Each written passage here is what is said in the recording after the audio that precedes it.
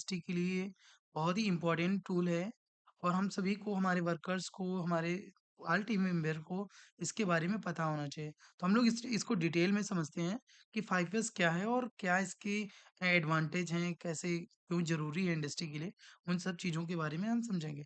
5S जो है workplace है, management training, okay? Workers training program, clean, safe and productive work place.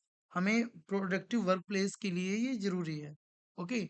Objective क्या है? Workplace को सेफ सेफ बनाना, काम करने में ईज़िली हो, टूल और मटेरियल ईज़िली मिलना, जो भी हम काम कर रहे हैं वो ईज़िली मिलना, टाइम वेस्ट कम हो, प्रोडक्टिविटी को बढ़ाना, इसका ऑब्जेक्टिव है 5S का, ओके? 5S है क्या? 5S एक जापानीज़ वर्कप्लेस मैनेजमेंट सिस्टम है। इसका use factory, warehouse, our office में सफाई और डिसिप्लिन मेंटेन करने के लिए होता है। ये आप कहीं भी इसका यूज़ कर सकते हैं, आप इवन घर में भी यूज़ कर सकते हैं। बाकी ठीक है? ओके, तो ये इसको यूज़ कहाँ करना है आपको समझ में आ गया और ये जापानीज़ वर्कप्लेस मैनेजमेंट सिस्टम है, ओके? नेक्स्ट 5S का ओरिजिन क्या है? 5S का ओरिजिन केंद्र 5S सिस्टम जापान कंपनीज में स्टार्ट हुआ फर्स्ट टाइम। बहुत सी कंपनियों ने जैसे टोयोटा ने इसे यूज करके प्रोडक्टिविटी को बढ़ाया, ठीक है? प्रोडक्टिविटी इंक्रीज हुआ। 5S के स्टेप क्या होते हैं? ये 5 स्टेप होते हैं। ये जापानीज वर्ड है और ये शॉर्ट हमारा है। शॉर्ट सीएसएन, सेट इन ऑर्डर, एंड सीएसओ, shine and standardize and sustain, ये हमारे 5 हैं। Sort, set in order, shine, standardize and sustain. अब इसको हम बारी-बारी से समझेंगे किसका मतलब क्या है और ये तो इसका ऑर्डर है। ऐसे फर्स्ट नंबर पे हमारा सॉर्ट आता है, देन सेट इन ऑर्डर आता है, देन साइन आता है, स्टैंडर्डाइज आता है, सस्टेन आता है। ओके? अब शॉर्ट में क्या होता है? शॉर्ट में क्या होता है कि जो ज़रूरी और बेकार के आइटम को अलग रखना, ठीक है? अंडरस्टैंड? ज़रूरी और बेकार आइटम को अलग रखना। जो सामान काम का नहीं है, उसे रिमूव करना, ठीक है ना? छँटाई करना है, ठीक है ना? छँटाई करना है, जो हमें ज़रूरत का है वही रखना है। वर्क एरिया को अननेसेसरी चीज़ों से फ्री करना। जो चीज़ हमें ज़रूरत की नहीं है, उसको हमें फ्री करना है। सपोज़ दैट आप हैमरिंग कर रहे हैं वहाँ पे, तो हैमरिंग की जगह पे आपको हैमर ही चाहिए होगा। अगर आप वहाँ पे प्लास वगैरह रखते हैं या अदर कोई कंपोनेंट रखते हैं, तो कहीं न कहीं आपको प्रॉब्लम होगी। उसने आपको स्पेस को कवर करके रखा है। तो वही इसमें बताया गया है कि जो ज़रूरत का है, हमें सिर्फ़ वही रखना है। ओके? तो आई थिंक आपको ये पहला समझ में आ गया होगा सॉर्ट। अब हम सेकंड देखेंगे, ठीक है? एग्ज़ाम्पल देखो, एग्ज़ाम्पल इसका शॉर्ट का एग्ज़ाम्पल जैसे एग्ज़ाम्पल बता रहा हूँ आपको। ब्रोकन टूल, जो ब्रोकन टूल है हमारे यूज़ के लिए नहीं है, उसको हटा देना। एक्स्ट्रा मटेरियल स्टोर में नहीं रखना है। वेस्ट आइटम को स्क्रैप एरिया में भेजना। जो वेस्ट है, सपोज़ दैट मैं कुछ काम कर रहा हूँ और सपोज़ दैट वेस्ट हो गया, टूट गया, स्क्रैप हो गया, तो इमीडिएट वहाँ से क्या करना है? हटाना है। ओके? तो पहला आपको समझ में आ गया। अब हम सेकंड समझेंगे, सेट इन ऑर्डर। अब सेट इन ऑर्डर का मतलब क्या होता है? हर टूल और मटेरियल को सेट इन ऑर्डर को हर टूल और मटेरियल की फिक्स जगह होनी चाहिए, ठीक है?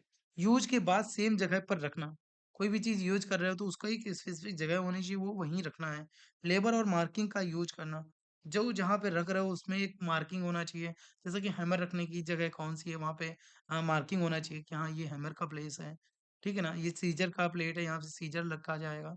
ठीक है ना? ये मार्कर रखने का प्लेस है तो यहाँ मार्कर रखा जाएगा। उसी का बताया गया है। तो सेट इन ऑर्डर समझ में आएगा, हर टूल और मटेरियल की फिक्स जगह होनी चाहिए। उसके बाद सेम जगह पे रखना, लेबर और मार्किंग का यूज़ करना। इसके एग्ज़ाम्पल देख लेते हैं। टूल बोर्ड पे आउटलाइन के साथ फ्लोर मार्किंग होना चाहिए, मटेरियल लेबलिंग होना चाहिए, कौन से रैक में कौन-सा मटेरियल है वो होना चाहिए। तो उसी हिसाब से हम उसी ऑर्डर से हम क्या करेंगे? सेट करेंगे। तो सेट इन ऑर्डर आपको समझ में आया? ये सेकंड था। अब थर्ड हम देखेंगे साइन। साइन का मतलब क्या होता है? साइन का मतलब होता है डेली वर्क प्लेस क्लीन। आप जिस वर्क प्लेस पे काम कर रहे हो, वो क्लीन होना चाहिए। ठीक है? मशीन और टूल हमारी जो है, वो साफ-सफाई होना चाहिए, ऑयल लीकेज और डस्ट रिमूव करना। ठीक है ना? तो ऑयल वगैरह हो वो रिमूव करना है क्योंकि टूल हमारा जो है उसको साफ करना है, डेली वर्क प्लेस को हमें अपने क्लीन रखना है, तभी मुझे काम करने में अच्छा लगेगा और तभी हमारे सारे कंपोनेंट सुरक्षित रहेंगे, अच्छे से रहेंगे और तभी मुझे काम करने में अच्छा लगेगा। तो ये थर्ड हमारा क्या है? साइन है। इससे एग्ज़ाम्पल देख लेते हैं। फ्लोर पे क्लीनिंग करना, मशीन क्लीनिंग, वेस्ट मटेरियल हटाना, ठीक है? इसी के अंतर्गत आता है। और चौथा हम समझेंगे स्टैंडर्ड रूल को, ये स्टैंडर्डाइज़ है। स्टैंडर्डाइज़ का मतलब होता है मापन, स्टैंडर्ड रूल्स बनाना, जैसे कि सबोर्डिनेट क्वालिटी के बंदों के लिए क्वालिटी प्रोसीजर को फ़ॉलो करना, वहाँ पे क्वालिटी प्रोसीजर होता है, उसको फ़ॉलो करना, वो एक स्टैंडर्ड है। कोई स्क्रैप पार्ट है, उसको कैसे रेड बिन में रखना है, उसका भी एक स्टैंडर्ड है। उसको उसको फ़ॉलो करना, ये सारी चीज़ें। स्टैंडर्ड रूल बनाना, क्लीनिंग शेड्यूल बनाना, विजुअल मैनेजमेंट यूज़ करना। एग्ज़ाम्पल क्लीनिंग चेक शीट, अब स्टैंडर्ड फ़ॉलो कैसे होगा, उसके बारे में देखना है। क्लीनिंग चेक शीट, एक क्लीनिंग का मैंने चेक शीट बना दिया कि पहले आओगे आप क्लीन करोगे, वहाँ पे आप मार्क करोगे आपने क्लीन किया या नहीं किया। तो ये स्टैंडर्डाइज़ चीज़ों को स्टैंडर्डाइज़ करेंगे हम। स्टैंडर्ड ऑपरेटिंग प्रोसीजर, किसी भी मशीन को कैसे चलाना है, उसके पहले हमें क्या-क्या चीज़ें चेक करनी है, वो सारी चीज़ें हम इंक्लूड करते हैं during the with the help of check sheet. Okay. Colour coding system हमारा, कभी-कभी क्या होता है कि बहुत से कंपोनेंट हमारे सेम होते हैं, उनको डिफरेंशिएट करने के लिए हम लोग कलर कोडिंग का यूज़ करते हैं। वो भी एक हमारा क्या है, एक स्टैंडर्ड है कि हाँ, इस स्टैंडर्ड से ये चीज़ होना चाहिए। येलो मार्कर किस लिए होता है, ब्लू मार्कर किस लिए होता है, ग्रीन मार्कर किस लिए होता है और रेड मार्कर किस लिए होता है। सभी का अपना-अपना अलग-अलग वो है। इसी प्रकार से लेबलिंग होता है। ओके। अब हमारा 5वां है सस्टेन। सस्टेन का मतलब होता है शासन। 5 रूल की हैबिट को बनाना।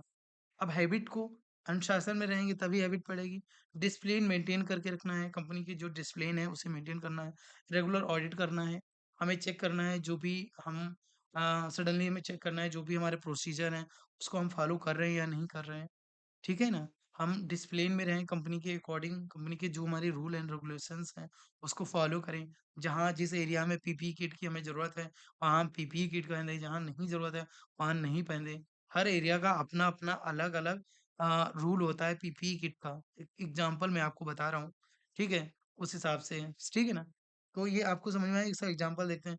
5 इयर्स चेकिंग, मंथली ऑडिट करो, वर्कर्स को ट्रेनिंग दो, इसके बारे में। 5 इयर्स के फ़ायदे क्या होते हैं? 5 इयर्स मैंने आपको बता दिया, एक्चुअल में ये 5 इयर्स क्या है वो सारा बताया मैंने। अब एक्चुअल में इसके फ़ायदे क्या हैं वो हम देखते हैं। एक्सीडेंट इससे कम होते हैं और वर्क हमारा जो फ़ास्ट होता है। हम कंपनी में काम करने आते हैं, हमारा सभी का एक मोटिव होता है कि ज़्यादा से ज़्यादा हम प्रोडक्टिविटी को इम्प्रूव करें ताकि हमारी कंपनी को ज़्यादा से ज़्यादा बेनिफिट हो।